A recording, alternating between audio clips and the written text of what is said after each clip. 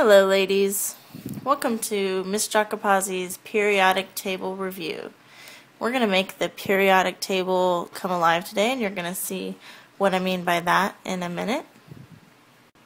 As you know, we always start with our teak, and after watching this video I want you to be able to identify that organic compounds contain carbon and other elements such as hydrogen, oxygen, phosphorus, nitrogen, or sulfur.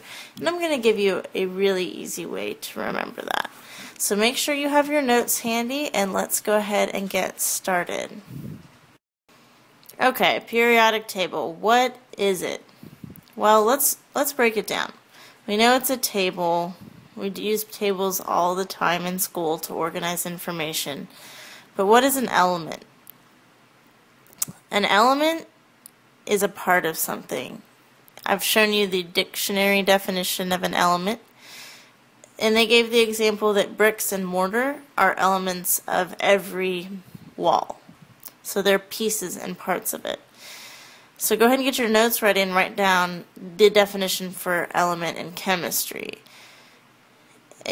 Element in chemistry is one of a class of substances that cannot be separated into simpler substances by chemical means. Well, your periodic table of elements is that class of substances. And you've learned about chemical and physical changes and how a chemical change can't be changed back to the original thing it was. So whenever we have those chemical changes, we're using elements. So another thing that you really need to know is that all matter is composed of these indivisible atoms. An atom is the smallest thing. You can't break it apart. It's indivisible. And that's why we have these elements, because every atom on this planet is made out of one of these type of elements. It's actually kind of crazy if you think about it. The Earth is very vast and large, and this is a small table of everything that it's made out of. So it's actually kind of cool. So an element maintains its identity during a chemical reaction. So when we're talking about chemical reactions and combining elements, we talk about compounds. So for example, we talked about how everything on Earth is made out of these elements. If you take hydrogen, which is an element on the periodic table, it's actually number 1 up there on the top left, and you take oxygen and you combine 2 hydrogens with 1 oxygen, you actually have H2O, which is water. We're all pretty familiar with that one. So there's another word that you need to know, a compound. A compound is a type of matter composed of atoms of 2 or more elements chemically combined in fixed proportions. So I want you to sit for a second and think if you can think of any other examples of a compound. I gave you one example already, water, H2O. So try and think of any other examples. If you get really stuck, I'll let you go phone a friend on this one if you need to. Make sure you write that down in your notes.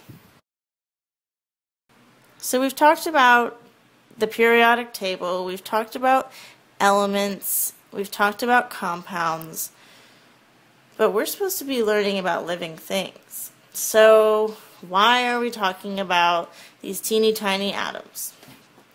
Well, we're actually learning about organic chemistry.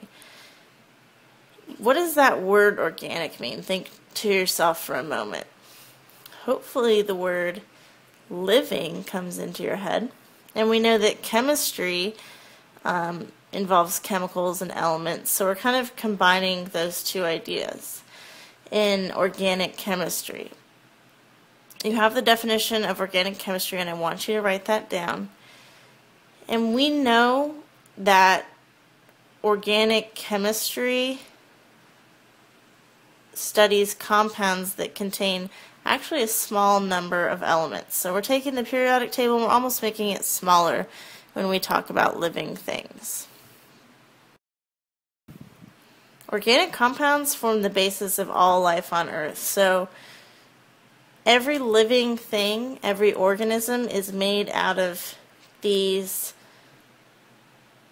elements, and there's only 5 of them, so it's not very many. All living things. So that's why we're talking about chemistry and elements, is because that's a big part of all the things that are living.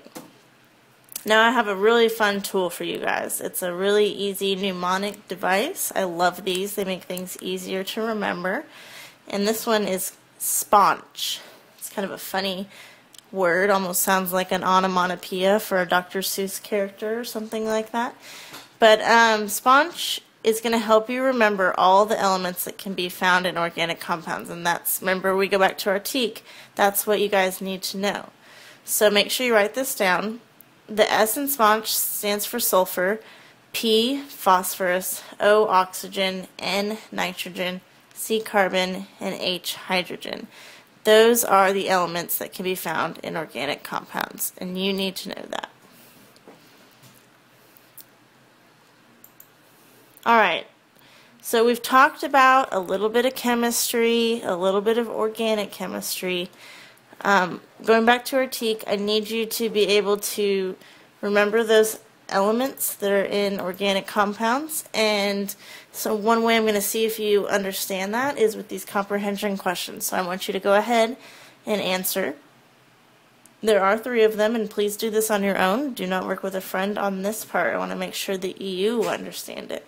Come with your notes ready for class, and I will see you at school.